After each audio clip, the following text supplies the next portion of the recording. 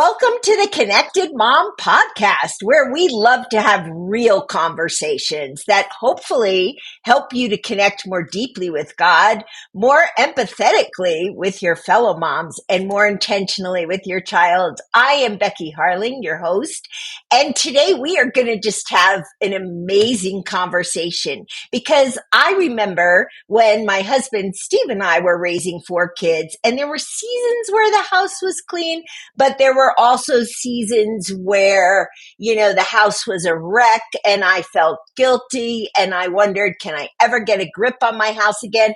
And we're going to be talking about that today with best-selling author Dana K. White, who really is an expert on decluttering. However, today's book is Jesus doesn't care about your messy house. He cares about your heart. And I don't know about you, but I find that wildly refreshing. So Dana, welcome. Thank you. Thank you so much for having me on. Yeah, so I remember a season, I'll start with this story, Dana, and then we're going to get into your book. I remember a season when Steve and I were raising our kids and we were getting ready to sell our house. And we had left house. Both of us were working at a church. He was the lead pastor and I was director of women's ministries and small group and such. Anyway, we got a call from the realtor that he was going to show our house in 45 minutes. And we knew we had not left it well kept. So I looked at my schedule. I had meetings. Steve didn't. I said, run home, grab everything, throw it in a laundry basket, and then put it in your car. And he said, okay, I can do this. He ran home. He threw everything in a laundry basket. The only problem was he left the laundry basket with all the clutter on the front porch. So that's what greeted the realtor. So I kind of love this book that you came out with. So tell us a little bit about the backstory. So my story is that I was born messy. I was always messy. I had a messy room. I had the locker in high school that I would open up and everything would fall out.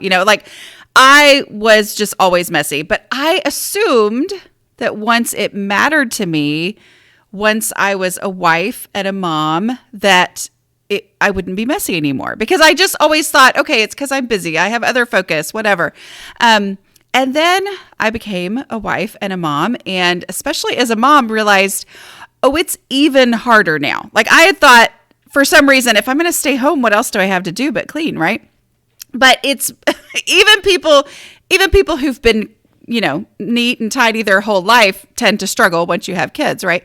So I came to a point where I just felt so completely defeated on this, and it was keeping me from writing. I wanted to write. I felt like God was calling me to write, and I was like, I've got to get my house under control first, even though I tried my whole life, right? And so I started a blog called A Slob Comes Clean back in 2009. I love that title. What a great blog title. Well, it was God's idea, not mine. Okay. I very much did not want to call myself a slob, right? But that was the title, which it is catchy, that God just gave me. And I was like, really? But also, just to be clear, it was anonymous in the beginning. I made up a fake name. I set up a new email address. I didn't want anyone to know this was me because I thought it was going to be a practice blog. I just wanted to write, and I thought, okay, maybe I could use this as a way to learn and practice, get my house under control, so then I can actually write about things that God would want me to write about, because this is just the struggle that I have, right? This is my biggest weakness. And so, turns out that I'm still writing about this 15 years later.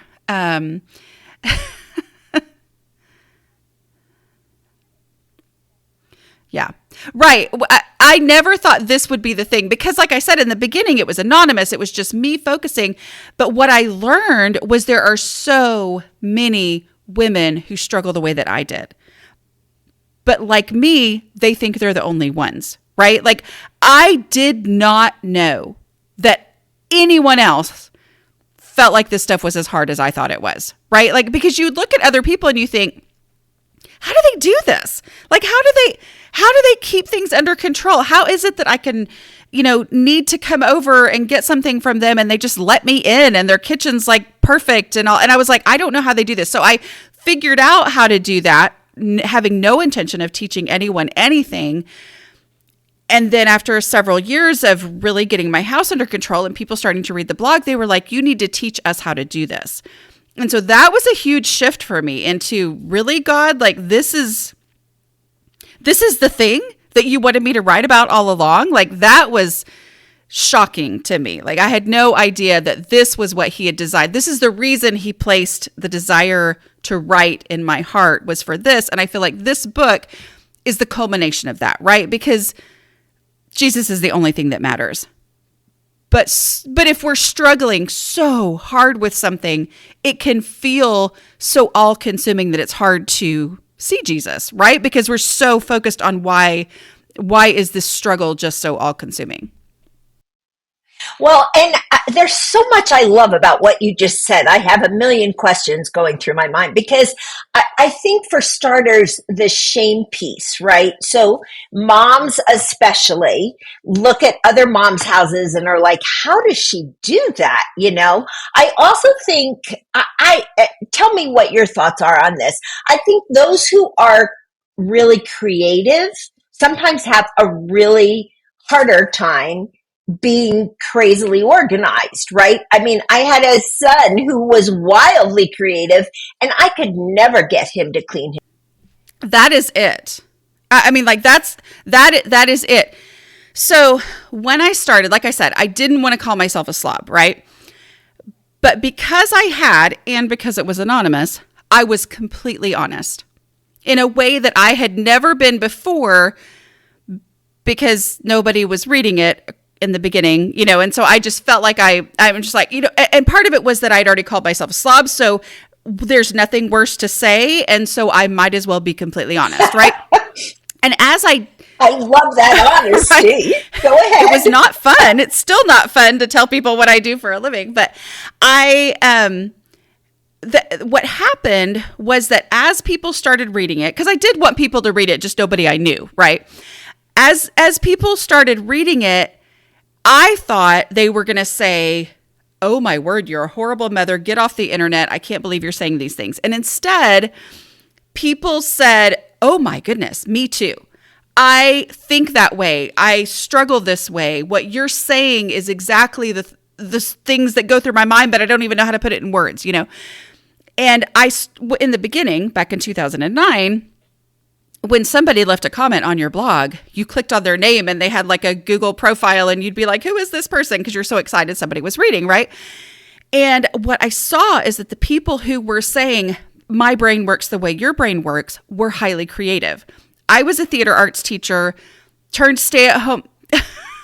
So I had turned stay-at-home mom, and I was wanting to write as a creative outlet and a way, something I could do while I had kids. And I just saw the connection between creativity, the part of me that I am so thankful for how God made me, right? Like, I'm like, thank you, God, for making me creative. This is what makes me tick. It's what I love.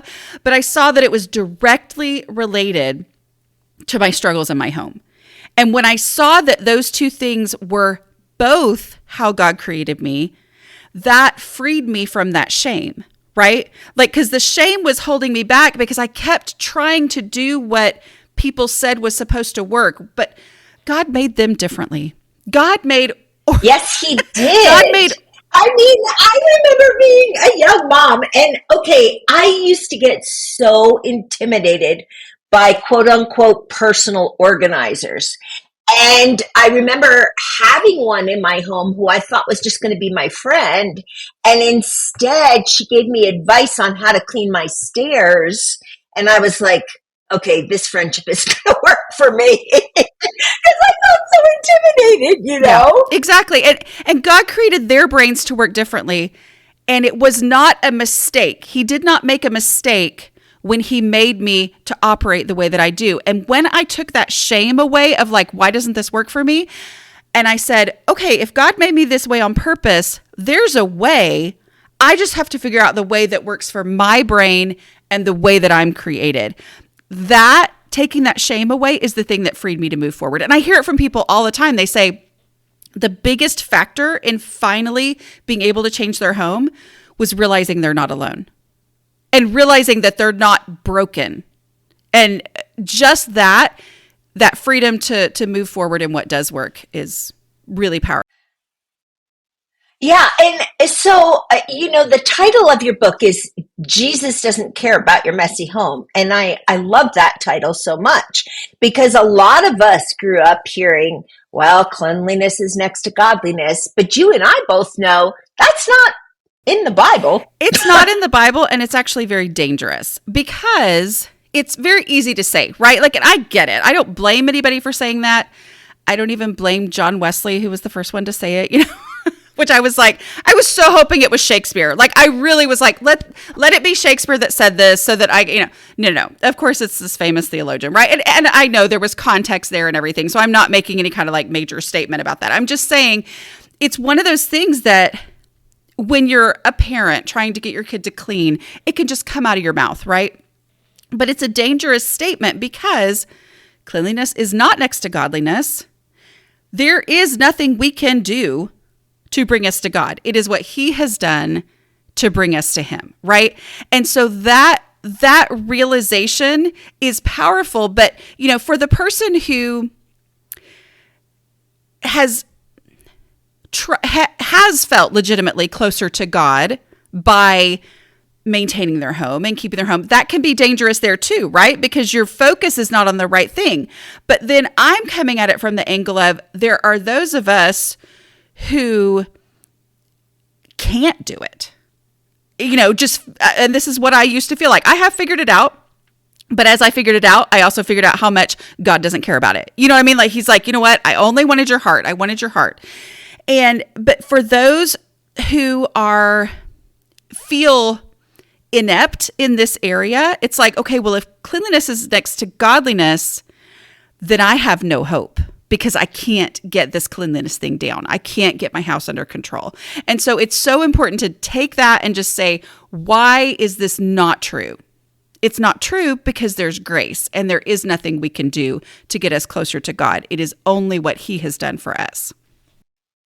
Yeah, and here's my personal theory on the whole John Wesley thing. His mom, Susanna Wesley, had like 19 kids. She probably felt wildly out of control and threw that out of her mouth sometime. And John probably picked it up and started to run with it, right? But let's talk about that word control, because I think, I've heard some counselors that say, if your house is a complete chaotic mess, it's a picture of internal chaos. On the other extreme, if your house is perfect, it's because you feel out of control and you're trying to gain control someplace. And control is a wonky thing either way because we have to yield control to God, right? So talk to us about control and cleanliness and all of that. I just want to say,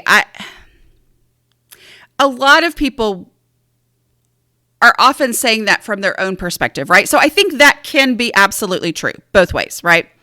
But the reality is a lot of those of us who do struggle in our homes, it's because we are able to cope in the mess. So you will hear some people that will say, you got to get your house under control because otherwise, your internal stuff is a mess and you can't get anything done. And I'm like, no, our problem is that we can get things done even though there's a mess, right? Where a lot of people are like, oh, I have to clean up before I can focus on this project or whatever. And we're like, project? Give me a project. I love projects. And we just don't even think about our house, right?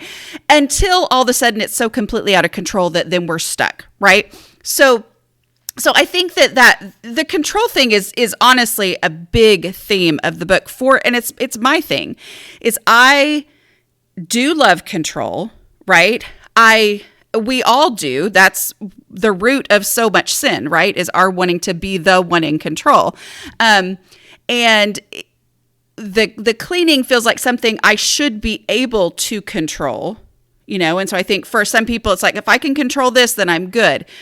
When in reality, that is a delusion that's ultimately keeping me from God because, like you said, the only option is to acknowledge that he is the one in control and to let him be the one that's the reality of our relationship. And then I'm doing things from a place of understanding that this is not what matters in my relationship with God. He has done everything. I don't have to do anything, but now I am free to do these things out of a different place, where when I am doing it because I think that either it is the way to control or, oh no, I have no hope of control, then that's where things get all messed up. Yeah. So, okay. So as you're talking, I'm thinking like each of us has a different capacity for how much clutter and mess we can deal with in our home. So I'm a really good surface cleaner. So if you came to my house this morning, it looks pretty good, right? But there are drawers that I just can't get a handle on, or closets that I can't get a handle on, but I need the surface clean. There are other people who can deal with more of a mess. So how does a person decide, like, what can I cope with and what's best for me and my family? So the way that I talk about that is I call it your clutter threshold. And I don't mean what you prefer aesthetically. Okay, that's not what I'm talking about. What I mean is, what can you handle? What amount of stuff can you personally easily keep under control? If you have more stuff, if you're feeling like your house is difficult and you're feeling like I'm not able to, do this and it's making my life harder, it is pretty much without fail because you have more stuff than you can handle. You're over your clutter threshold. So getting rid of stuff until it's at the point where you can easily keep it under control. So for some people, if that's their surfaces, that's where they need to start decluttering, right? Is because right. The other thing too is most people, there is a level that you're comfortable with, right?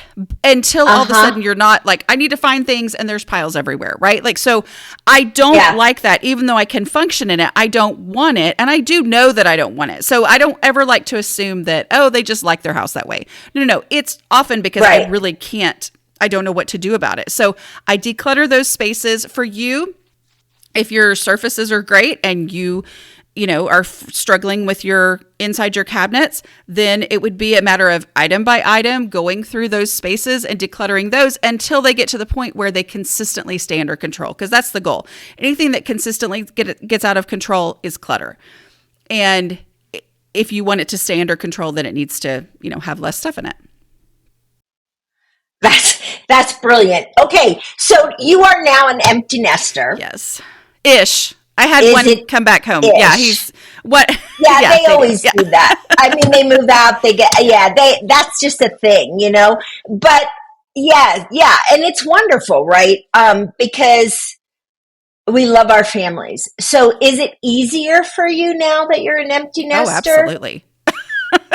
It is, but it is easier because of all the decluttering. So it's not easy because I'm an empty nester.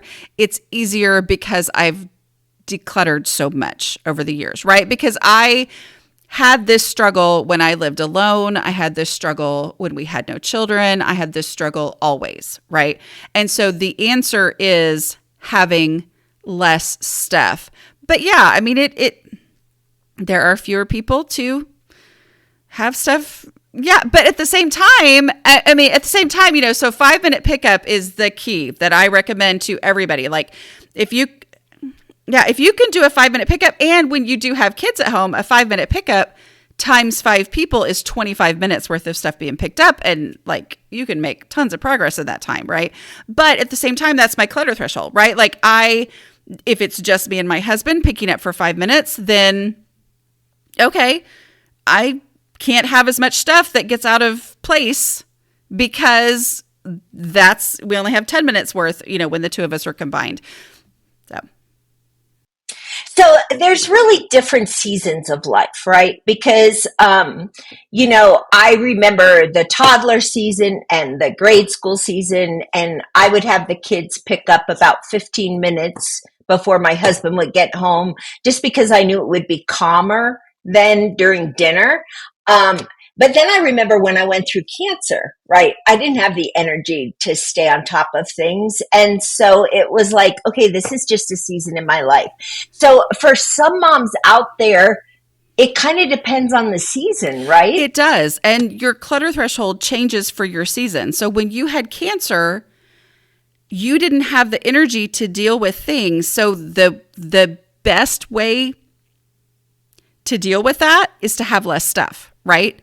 To have fewer things, because that's the thing is when something doesn't exist in my home, I never have to move it. I never have to pick it up. It can't get out of place. You know, I always tell people that now in a crazy season when I'm writing a book or doing whatever, yes, things get out of place, but there's so much less stuff in my house that getting it back into place takes 15 minutes after a crazy week, as opposed to before when I didn't even have a spot for all my stuff, right? Like I didn't have places for things. And so when life happened, which was all the time, and it got out of control, then it was just so defeating. Where now it's like, no, things have places to go and there's so much less.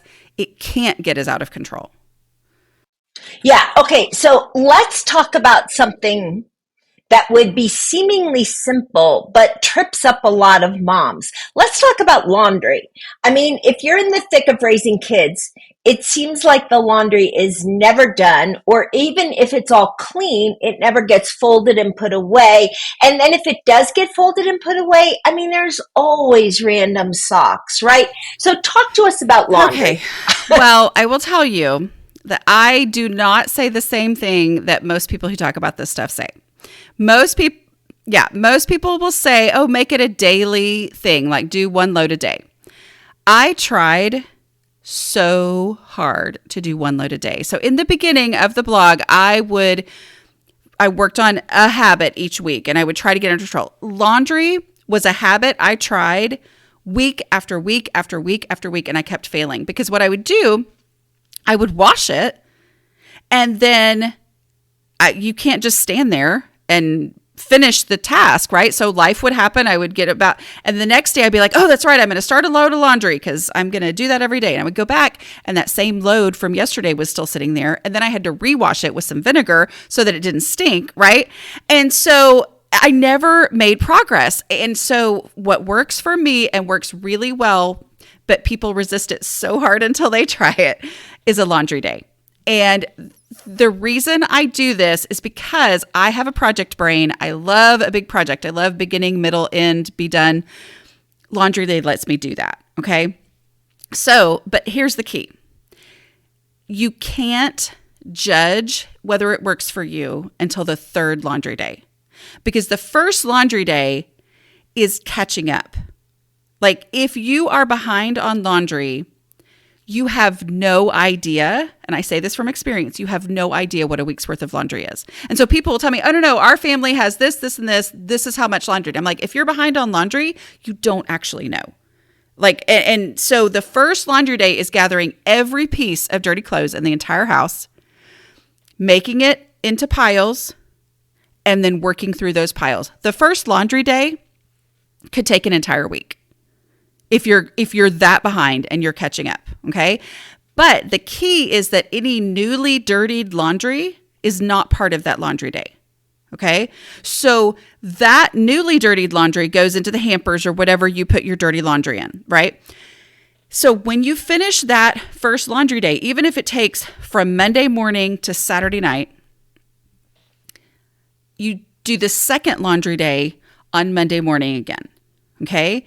But this time, even though you're mad, because you're like, I literally did laundry all day last week, I shouldn't have to do it again. But that second laundry day, you only have 1 week's worth of laundry. And that's the first time you realize, oh, this is a week's worth of laundry. This is, for sure, by definition, not as overwhelming as the catching up from who knows how long, okay, of things that we hadn't worn in forever. And they've been sitting at the bottom of the hamper forever, right? Then you do that laundry day, and it will take you most likely a day or less. And then the third laundry day, you've gone an entire week not feeling guilty about laundry, not thinking about it, opening up your drawer and there's clean underwear every single day in everybody's drawer. And it's like the most exciting thing that's happened in a long time, right? You're not doing any emergency loads. And so you experience that on the third one. So the third one is when you go, oh, this is the value of laundry day, is that it can be done.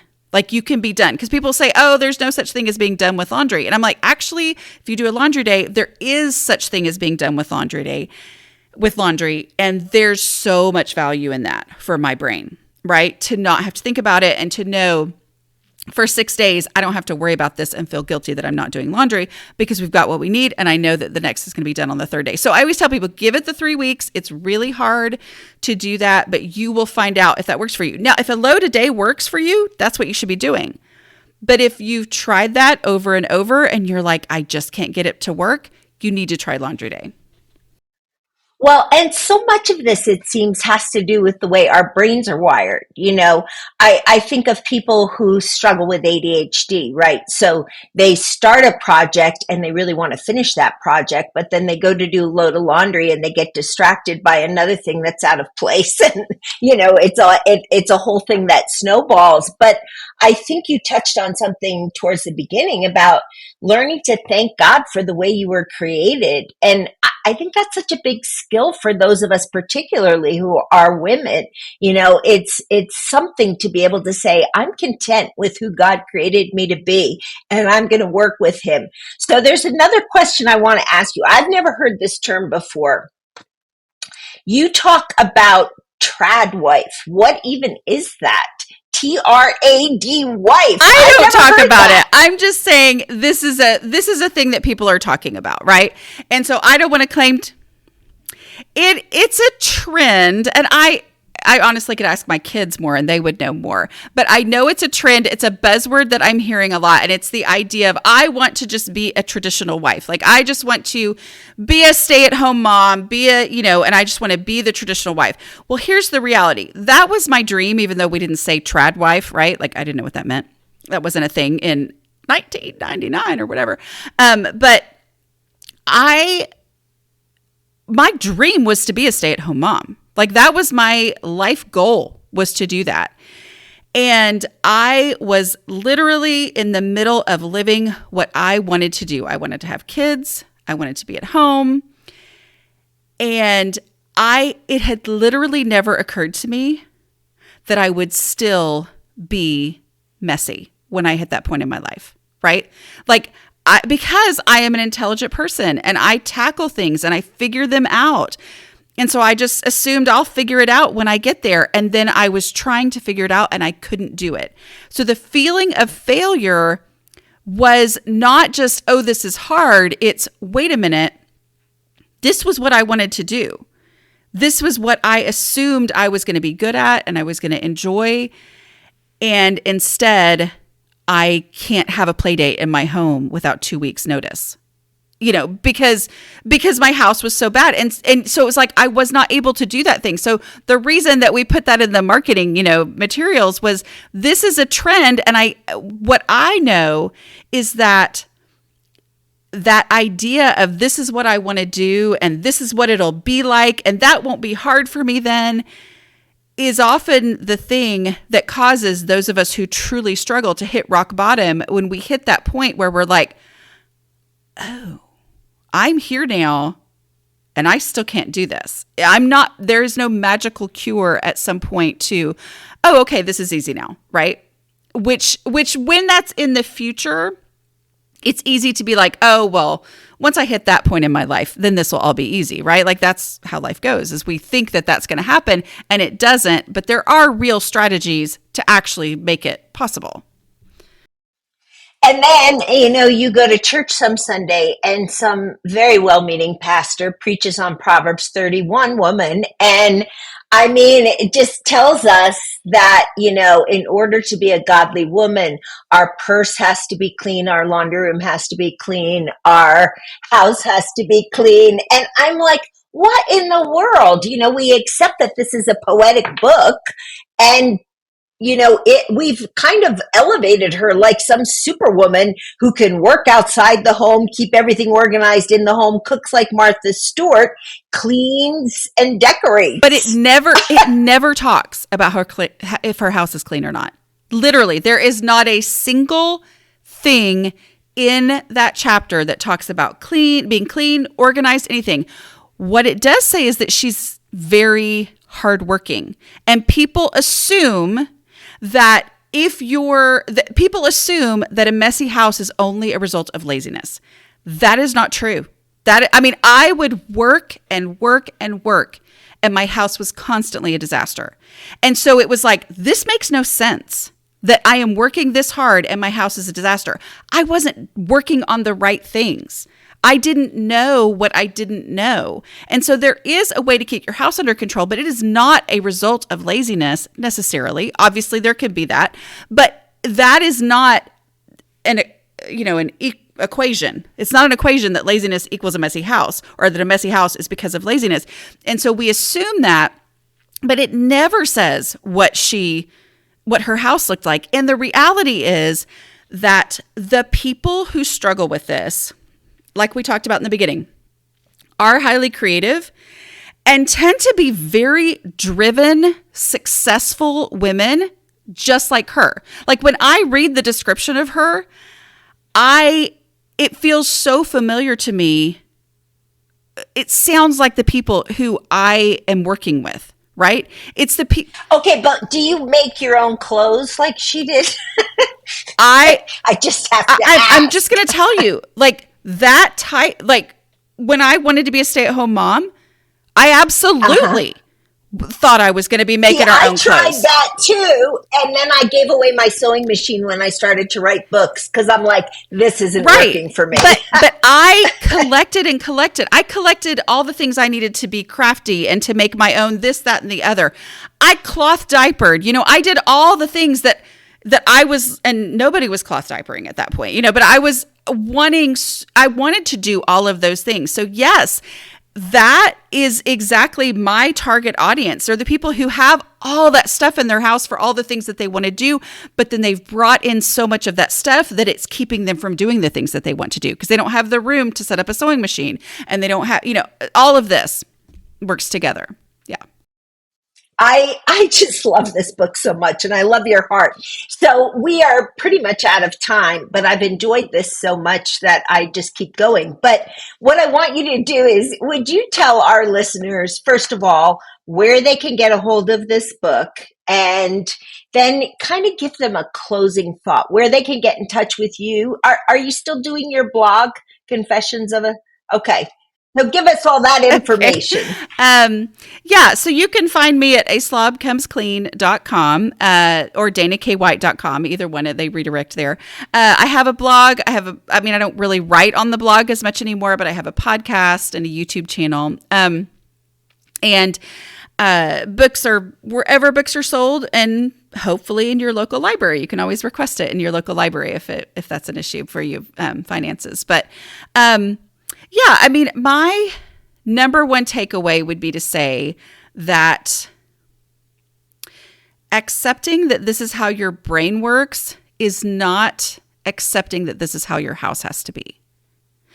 Accepting how your brain works is actually the freedom to find what does work for you that will allow you to get your home to the point that you want it to be. Okay, so it's accepting yourself is not giving up. It's actually the beginning of hope for real change.